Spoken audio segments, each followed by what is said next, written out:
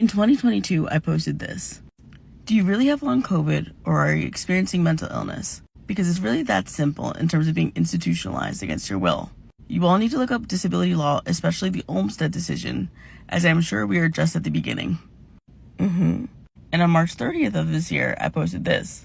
So I'm not pro-Second Amendment, but I am a disability advocate, and you all need to stop saying that mental illness is the main reason people should not have guns, because it will not work in your or anybody else's favor. I see this a lot on the left, and it's way more dangerous than you think it is. Realistically, ableism and eugenics is the only thing you all share in common with Republicans, but I digress. When you say that mental illness is the only reason why somebody should not have access to a gun, you are doing two things. One, you're ignoring the fact that mentally ill people are more likely to be victims than perpetrators of violence. We say this every time, but you all don't seem to care. Second of all, you're failing to realize that in a society where any marginalization can be read as a mental illness, anybody can be disarmed. You're seeing this with transness being a mental illness, and therefore we need to eradicate and disarm them. What you're also going to start to see it with is cis women. Are you really a victim of sexual violence or domestic violence, or are you just hysterical? And if you're hysterical, you should not be armed against your attacker at all. You just need help, not a gun.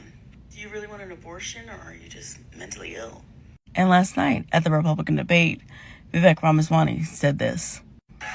What does the President Ramaswamy do about guns? So the reality is we have a crime wave in this country and we know how to fix it. The question is, do we actually have the spine to do it? More cops in the streets who are on the streets able to do their jobs without looking over their shoulder for getting sued.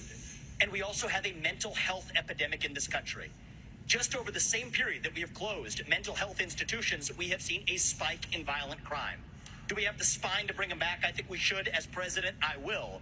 But it's not just drugging up people in those psychiatric institutions with Zoloft and Seroquel.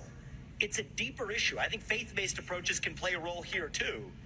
We're in the middle of a national identity crisis. And I say this as a member of my generation. I'm just wondering if you all see the through lines yet. First of all, you need to look up what actually happened at state-run psychiatric facilities, because it was horrific. Second of all, these psychiatric facilities that Vivek Ramaswamy wants to reopen, they would just be reprogramming camps. Are you all paying attention yet? Ableism impacts us all, and the way you talk about disability could very well form your future. And it looks to me like it might be a terrifying one.